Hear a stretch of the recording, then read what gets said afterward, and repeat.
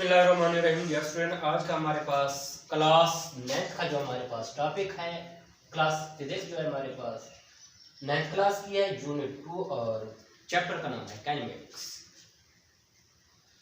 तो इसका जो हमारे पास टॉपिक है वो है हमारे पास वेक्टर एंड स्केलर। अब मेरे बेटे, रोजमर्रा जिंदगी में हमारा जो वास्ता पड़ता है, कुछ ऐसी मिकदारें होती हैं जिनको बयान करने के लिए, समझने के लिए हमें मैग्नीट्यूड और यूनिट की जरूरत होती है। और कुछ ऐसी क्वांटिटी होती हैं, ऐसी मिकदारें होती हैं जिनको बयान करने के लिए, समझने के लिए मैग्नीट्यूड, यूनिट और साथ साथ में डायरेक्शन की भी जरूरत होती है। तो जिनमें हमें डायरेक्शन की जरूरत नहीं होती उनको कौन सी क्वांटिटी का नाम देती है, और जिनमें हमें डायरेक्शन की जरूरत होती है उनको कौन सी क्वांटिटी का नाम देते हैं, ये आज हम डिस्कस कर रहे हैं। तो सबसे पहले हमारे पास कौन सी है? Scalar quantity.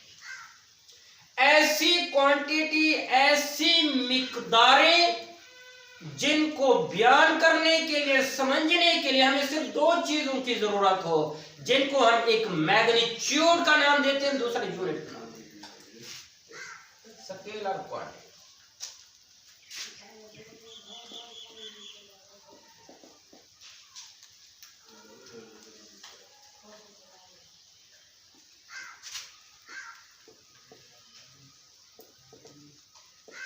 Those quantity which describe completely by magnitude and unit.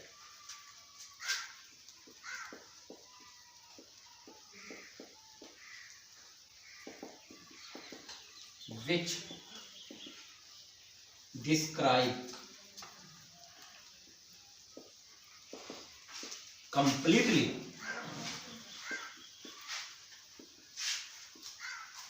by magnitude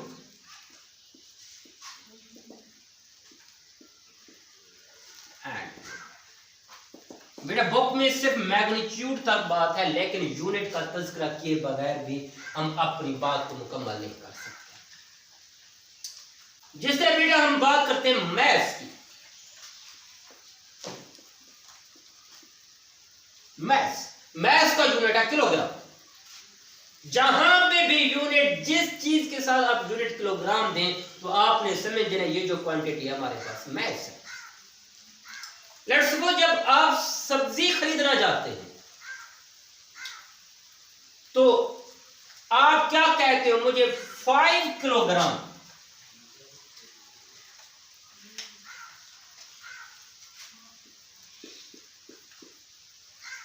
सब्जी चाहिए, 5 किलोग्राम। अब मैं ये आपको डिस्क्राइब कर रहा हूं क्योंकि बुक में जो है अब यहां तक है ओनली मैग्नीट्यूड, लेकिन यहां पे मेरे साथ एक और वर्ड का भी ऐड किया है, वो है हमारे पास यूनिट। जब भी आप सब्जी फरोश के पास जाएंगे तो आप उसे क्या कहेंगे? मुझे 5 किलोग्राम सब्जी चाहिए, टमाटोस चाहिए या गोभी चाहिए, किसी किस्म की आपको जब सब्जी चाहिए तो आप 5 किलोग्राम लेना चाहते हैं, 2 किलोग्राम लेना चाहते हैं, 3 किलोग्राम लेना चाहते हैं, तो आप उसे 5 का भी लाजमी बात करेंगे, 7 किलोग्राम की भी लाजमी बात करेंगे।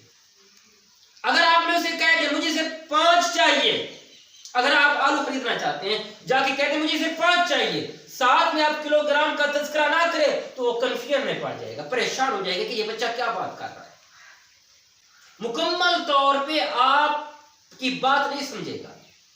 और दूसरा बच्चा आता है, कहते हैं निकल मुझे 5 किलोग्राम आलू चाहिए, उसे फटाफट देगा क्योंकि उसने अपनी पूरी बात कंप्लीट कर दी, उसे समझा दी, बयान कर दिया।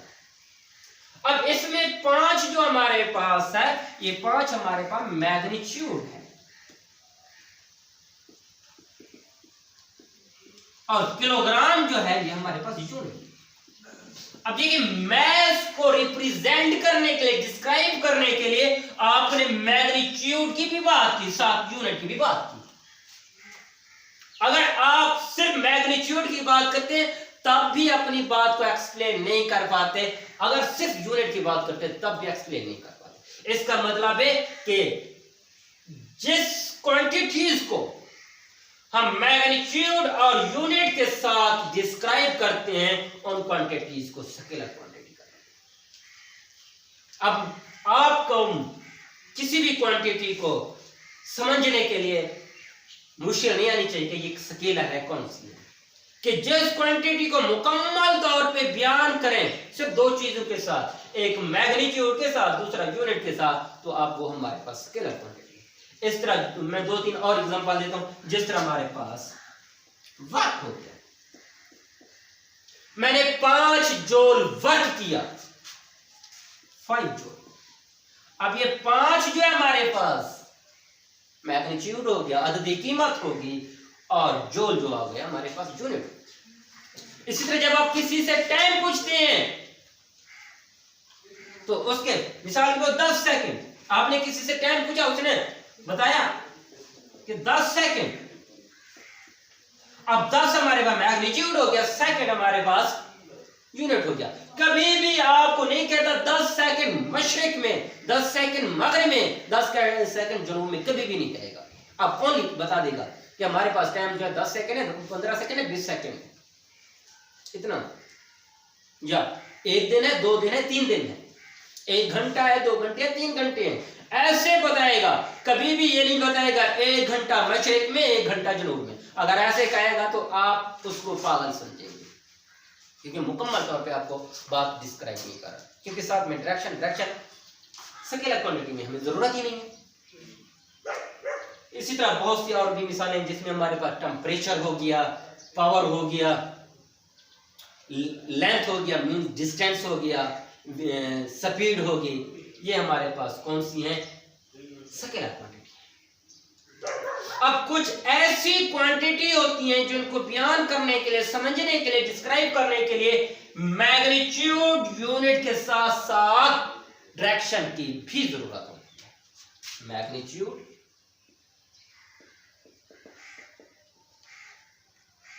पहली बात मैग्नीट्यूड, दूसरी बात यूनिट, तीसरी बात डायरेक्शन।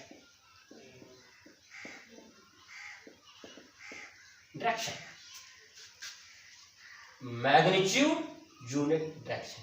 जब आप इन किसी भी क्वांटिटी को मुकम्मल तौर पे डिस्क्राइब करने के लिए, बयान करने के लिए मैग्नीट्यूड की भी जरूरत हो, उसके साथ यूनिट की भी जरूरत हो, और साथ साथ में डायरेक्शन की भी लाजमी जरूरत हो, तो ऐसी क्वांटिटी को वेक्टर क्वांटिटी का नाम देते हैं। ऐसी क्वांटिटी को वेक्टर क्वांटिटी। अब इसको हम थोड़ा एग्जांपल के साथ बयान करते हैं। मिसाल के तौर पे हमारे पास ये टेबल पड़ी है। अब एक बच्चा यहां पे खड़ा है, मैं कहता हूं बेटा इस पे आप 5 न्यूटन फोर्स लगाएं। फोर्स कितना? 5 न्यूटन। तो अब बच्चा जो होगा थोड़ा कंफ्यूज होगा कि सर मैंने ये 5 न्यूटन जो फोर्स लगानी है किस जानिब लगानी है? मैंने आगे की जानिब लगानी है या पीछे की जानिब लगानी है, लेफ्ट लगानी है या राइट लगानी है? ये क्वेश्चन करेगा कि सर मैंने 5 न्यूटन की फोर्स लगानी है, ठीक है मैंने 5 न्यूटन फोर्स लगानी है, लगानी किस जानिब है? कि फॉरवर्ड लगानी है, बैकवर्ड लगानी है, आगे लगानी है, पीछे लगानी है, लेफ्ट लगानी है, राइट लगानी है? जब ये चीज पूछेगा कि फॉरवर्ड, बैकवर्ड, लेफ्ट, राइट, तो इट मींस वो डायरेक्शन के बारे में बात कर रहा है। इसका मतलब है फोर्स को कंप्लीटली तौर पे मैं ऐसे कह रहा, बेटा आप इस टेबल पर 5 न्यूटन फोर्स लगाए आगे की जानिब, फॉरवर्ड, तो बच्चा फौरन आगे की जानिब लगाएगा, क्योंकि उससे मुकम्मल तौर पे बात समझ आ रही है। आप जो उससे बात कर रहे हो उसे मुकम्मल तौर पे समझ आ रही है। आपने सिर्फ 5 न्यूटन कहा तब भी उससे कंफ्यूजन था, जिसकी वजह से वो अपनी जगह पे साकिन रुका कि नेक्स्ट सर कहेंगे मैंने किस जानिब लगानी, तब उसके अमल। अब जिन क्वांटिटीज को बयान करने के लिए हमारे पास 2 चीजें, magnitude and unit of scalar, जिनमें 3 जरूरत हो, मैग्नीट्यूड, यूनिट और डायरेक्शन की भी जरूरत हो, तो वो हमारे पास वेक्टर क्वांटिटी है। कौन सी कहलाएगा? Vector quantity. इसके बाद हमारे पास और इसकी एग्जांपल होगी, फोर्स होगी एग्जांपल, इसके साथ हमारे पास टॉर्क हो गई, पोजीशन हो गई, डिस्प्लेसमेंट हो गया, ये हमारे पास वेक्टर क्वांटिटी होगी। With the passage of time जो हम इस टॉपिक को, इस बुक को आगे रीड करते जाएंगे, जो भी क्वांटिटी आएगी हम उसको, हमें पता चल जाएगा कि इसमें डायरेक्शन की जरूरत है कि नहीं है। जिसमें डायरेक्शन की जरूरत हो तो आपने उसको वेक्टर क्वांटिटी का नाम देना है, जिसमें डायरेक्शन की जरूरत ना हो तो उसको स्केलर क्वांटिटी। अब मेरे बेटा स्केलर क्वांटिटी को हम ऐड सब्ट्रैक्ट जो करते हैं हिसाबी तरीके के मुताबिक करते हैं, अर्थमेटिक। मिसाल के तौर पे अगर आपके पास मास है 5 किलोग्राम, वर्क है 5 जो और टाइम है 10 सेकंड, कहते टोटल करो तो आप 5 5 10 10 और 10 20 टोटल 20 हो गया हमारे पास। आपने कंबाइन कर दिया अर्थमेटिक हिसाबी तरीके के जरिए क्या। लेकिन कभी भी वेक्टर क्वांटिटी को ऐसे जमा नहीं कर सकते। हम वेक्टर क्वांटिटी को जमा, नफी, ऐड, सब्ट्रैक्ट, मल्टीप्लाई और डिवीजन जो है कभी भी हम अर्थमेटिक के जरिए नहीं करते। उनको रिप्रेजेंट करने के लिए, उसको ऐड करने के लिए हमारे पास और मेथड है। और फिलहाल आज जो हम उसको पढ़ते हैं, वेक्टर को रिप्रेजेंट कैसे करते हैं वो पढ़ते हैं। Representation of vector.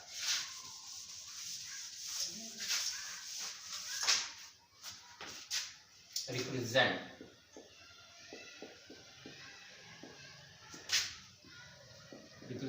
Of vector. Vector का इज़हार, वेक्टर को कैसे करें? अब वेक्टर को ज़ाहिर करने के लिए, रिप्रेजेंट करने के लिए हमारे पास 3 मेथड। एक हमारे पास बोल्ड लेटर हो गया, दूसरा हमारे पास एरो आर बार, या तीसरा हमारे पास होता है ग्राफिकल।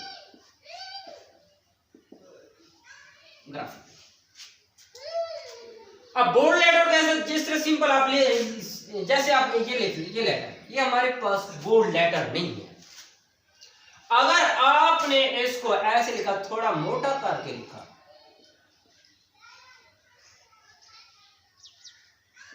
तो ये जो लेटर होगा ये हमारे पास बोल्ड लेटर। अब जो भी टेक्स्ट बुक उठाएंगे जहां भी हमारे पास वेक्टर क्वांटिटी होगी, जिस तरह हमारे पास फोर्स वेक्टर क्वांटिटी है, जहां पे भी फोर्स का वर्ड आएगा वो दूसरे के निस्बत बोल्ड होगा। तो इसलिए बच्चे कंफ्यूज होते हैं कि जब चेक करते हैं, क्योंकि वो पेन के साथ लिखते हैं तो जहां पे फोर्स हो वो भी ऐसे लिखते हैं, मोटा करके नहीं लिखते, या उसके ऊपर तीर का निशान नहीं देते, हम गलत कर देते हैं, क्योंकि डेफिनेटली ये हमारे पास गलती है। तो 9th 10th के बच्चे ये लाजमी याद रखेंगे, जब भी वेक्टर को आप रिप्रेजेंट करें या तो बोल्ड लेटर के जरिए, इनमें से कोई एक मेथड आप लाजमी यूज करेंगे, फर्स्ट में। और दूसरा हमारे पास एरो। मिसाल के तौर पर जिस तरह हमारे पास फोर्स है, फोर्स हमारे पास वेक्टर क्वांटिटी, इसके ऊपर साइन ऑफ एरो दे दें, इसके ऊपर दे दें या इसके नीचे दे दें, ये साइन ऑफ एरो। इसके ऊपर साइन ऑफ एरो ऊपर दें या नीचे दें तो ये देखिए, मतलब इन दो में से कोई आप लाजमी करेंगे।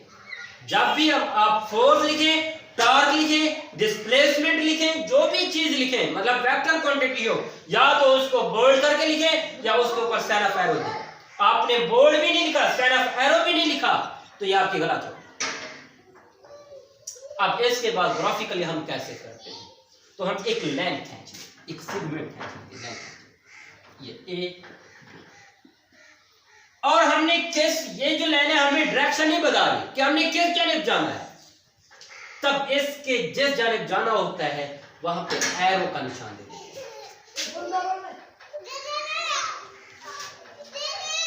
साइन ऑफ एरो का निशान, किसका निशान दे देते हैं। अब ये साइन ऑफ एरो जो है ये आपको डायरेक्शन बताएगा। आपने एक सीधी लाइन खींचनी है, और सीधी लाइन खींचने तब आपने एक सिरे पर जहां पे आपने जाना है, जो आपकी मंजिल है, उसी जगह आपने साइन ऑफ एरो देना है। साइन ऑफ एरो आपको डायरेक्शन बताएगा। और दूसरा, स्केल की मदद से इनकी आप लेंथ फाइंड कर लेंगे। स्केल की मदद से, स्केल की मदद से आपने इसकी लेंथ मालूम कर लेनी है। ये हमारे पास ग्राफिकली मेथड है। ये बहुत अहम शॉर्ट क्वेश्चन है कि हाउ रिप्रेजेंट ग्राफिकली वेक्टर को हम ग्राफिकली कैसे ज़ाहिर करते हैं। कि हमने एक सीधी लाइन खींचनी है जिसको हमने ए बी का नाम लेना है, तो उस पे एक